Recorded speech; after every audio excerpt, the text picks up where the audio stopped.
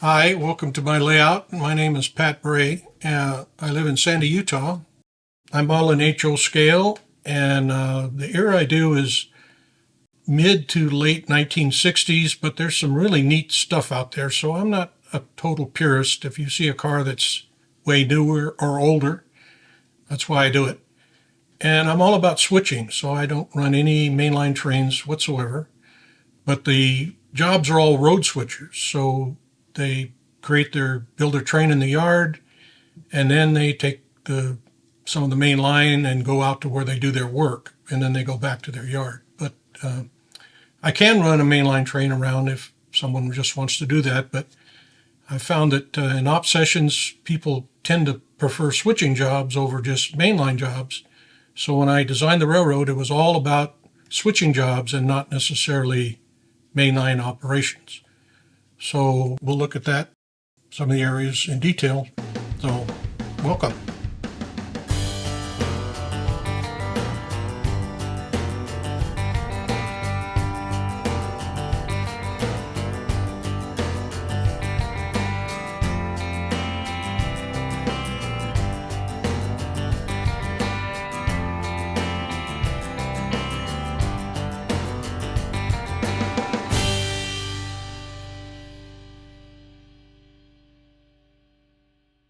This layout is all designed around switching, and it's broken into about 8 basic areas where you can switch. It's modeled after Southern California, generally, the greater area. So I tried to incorporate some scenes that you might see in Southern California. There are 3 basic major railroads that came into Southern California in the 1960s when I modeled. Of course, the Southern Pacific, Santa Fe, and Union Pacific, with a couple of branch line jobs also. The general dimensions of the layout room are approximately 60 by 20. It's bigger at one end than the other, but probably have 200 feet of mainline operation, and it is a loop. So I could put a train out if we have visitors or something, and I can run a train around and around the layout. I run very few, if any, mainline trains. Everything is revolved around switching, so I don't pay much attention to our real main line operation per se. The locals will meet out there. They have to go by each other, so there's some kind of that mainline action. But mainline trains are just not something that I do much of.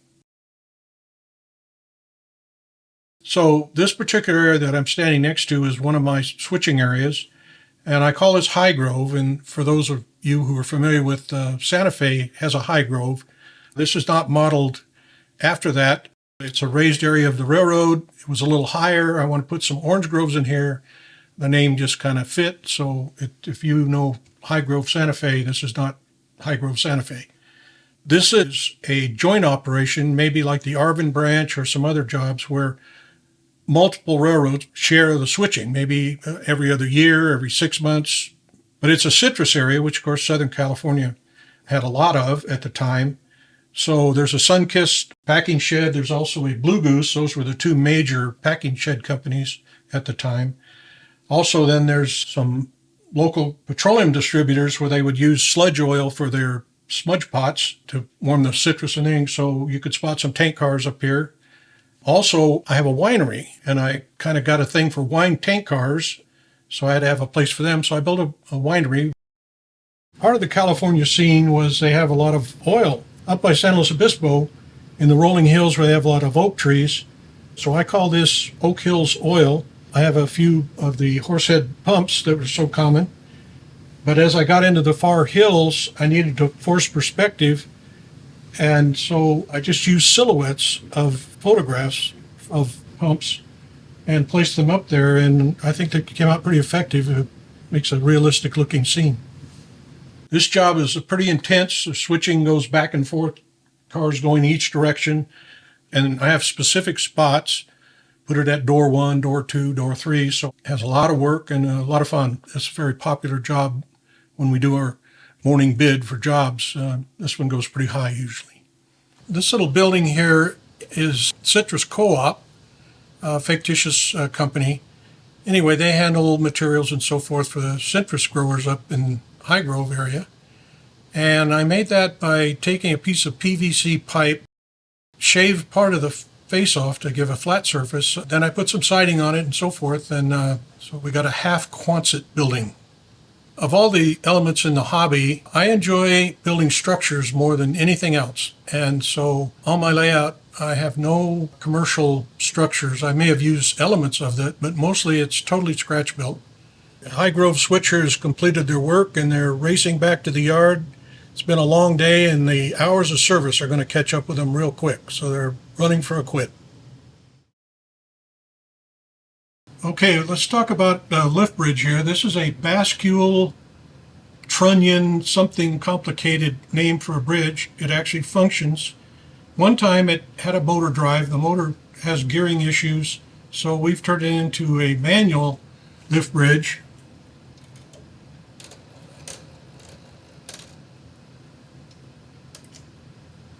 And with it down, our Santa Fe Highgrove switcher can now continue on to his yard. As the train passes, lift bridges were normally always in the up position as shipping traffic had right of way over trains. So if you ever see a lift bridge, they're almost always in the up position, except when a train is passing. On the approach to the bridge, eventually that will be a girder truss with trestle work holding it up. In the harbor area, it's handled by Southern Pacific and the Santa Fe, and each has their own industries. They're exclusive to them. Example, on the foreground track belongs to the Santa Fe. You can see the SFRD reefers in there. The back track next to it is Southern Pacific with PFE reefers. This was a banana dock. It's called Pan American Fruit. Created that name myself. I like it. But anyway, if you want to ship a car from the SP side just to the adjacent track, you have to take it clear back to the SP yard, interchange it with the Santa Fe cars. So it creates a lot of activity just to move a car a couple of inches. So we'll see that happening here.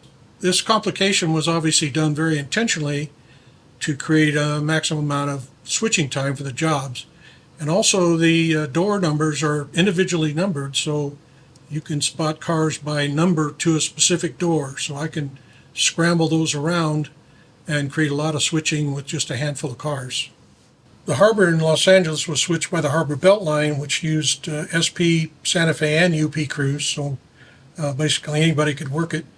On my model railroad interpretation, a hauler, which this crew is, would bring their train over with two big units, and then they would cut off and get on this switch engine to actually do their interplat switching. And in that, they have to run down the street, which I incorporated in because I always thought street running was kind of fun. And I incorporated with my harbor, which my two elements that I especially liked. So that's what I've got here. With their switching chores done at the harbor, the same crew leaves the switch engine there, gets back on their road units, and now they're heading back to the barn to tie up for the night. They're passing by Harbor Foundry. This is based on a actual building that was in the west end of Southern Pacific Long Beach Yard. And if anything, I've under-exaggerated the weathering and filth and grime of the place. It was coal-fired and the blast furnace is going all the time. It was about the cheesiest place I ever saw that I had to work on the railroad. This is consolidated chemical, totally figment of my imagination, but it can create a lot of switching as it has a 5-car tank car spot, and I can individually bill cars for spot 1, 2, 3, or 4. And if you're one of my operators, you know I love to scramble them up. So you get a maximum amount of switching at this place. The back of it then would take something mystery. It's a secret. But anyway, it can be in barrels and can go into boxcars. And they also have a byproduct that is a dry product that ends up in covered hoppers. So it'll take a single covered hopper, some boxcars, and at least 5 tank cars. So it creates a lot of switching for the crew. Before we depart from the front half of the layout, if you will, Southern California, around Los Angeles area, down by the harbor, had a number of refineries. And I always liked the whole complication of a refinery. Again, this is all scratch built. You'll recognize cigar tubes and anything else I could find that might kind of give some resemblance of what you might see at an oil refinery. This has a 6-car spot for tanks. It also has what they call a compound building. That's where they'd have cases of oil and so forth that they'd actually ship out in boxcars. There's one covered hopper, which you may think, what is a covered hopper doing at a refinery? But they would bring in a cracking catalyst, and someone knows more about refineries than I know, but it allows the octane of fuel to get higher. So we would spot a covered hopper full of this cracking catalyst. So that's what a hopper is doing there. Further up on the hill, about 2,000 miles away, is a helium refinery, which were mostly in northern Texas and Oklahoma kind of country, primarily served by the Santa Fe. So this is switched by the Santa Fe. We have a lot of fun with the helium cars. I'm become a helium car buff, but the guys all think we should, have them tied to the ground with anchors or something so the cars don't float away when they're loaded with helium. So anyway, the other industry we'll look at then in this greater harbor area was a scrap dealer.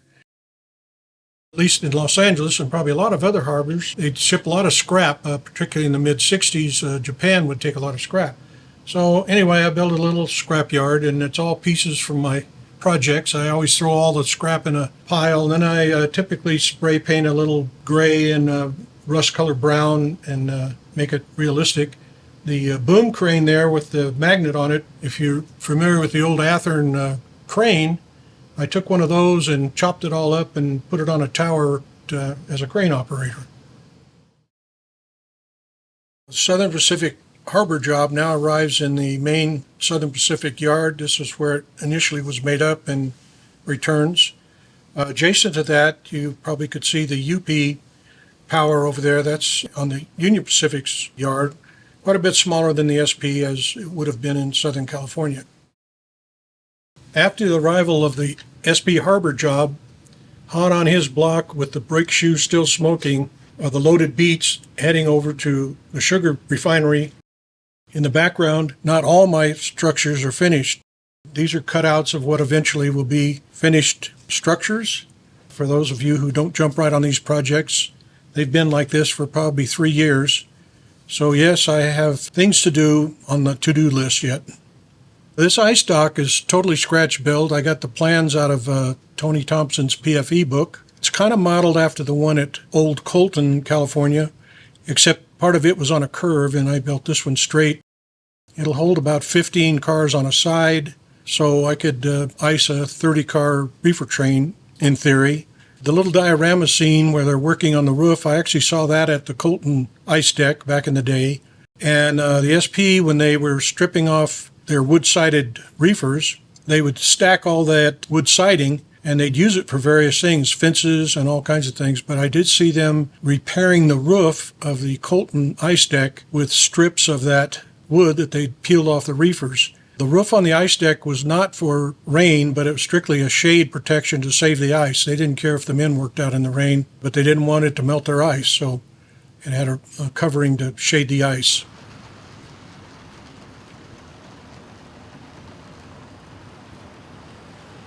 As the train swings around, it passes the Santa Fe yard, again, the Southern Pacific's rival in Southern California. You could see the engine facility there and the main holding yard for the Santa Fe.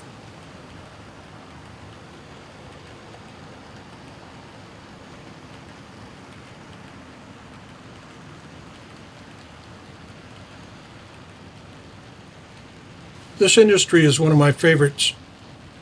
When I first went to work, they would send us to El Centro, where they grew a lot of sugar beets. So first part of my very career, I handled a lot of sugar beets up and over the Beaumont Pass. And later, I worked the coast. We'd set them out there at Santa Maria for the Santa Maria Betaravia beets. So anyway, I had to have a beet train and a beet refinery, they actually called them.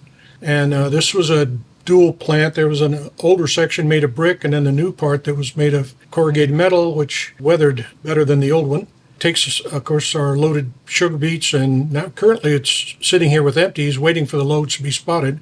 And of course, there was bagged sugar, bulk sugar. Sugar refineries also took in limestone as part of their filtering thing, and coal to fire their power plant.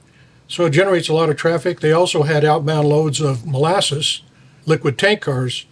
If you've ever seen a Southern Pacific tank car that has a big S on it, that was for sugar service. So that was used not only here, but for Louisiana cane sugar. Anyway, this can generate a lot of switching, as you can imagine, for the guy who draws the beet train. You may have noticed a strong influence of the Southern Pacific here. In addition to just liking the SP, I was an SP brakeman conductor for 44 years, hired out in Indio, California, later promoted to conductor in Los Angeles, and got in the last of the good old SP, worked a lot of their pasture trains before Amtrak took over. I always liked pasture trains. And later I became a rules instructor for the Southern Pacific, and then with the UP takeover, I continued on in that category till I retired. My control panel that runs the railroad is actually out of an SD45, and we had it in our training center on the SP to demonstrate to the new engineers what switches have to be up and down and so forth to operate an engine. So it's actually wired into the railroad, and it turns the main railroad on and off, the lights and so forth of the railroad. So that was kind of fun addition. So anyway, I hope you enjoyed this video. And I have a lot of fun here with my gang and all, and I'll be looking forward to seeing you sometime.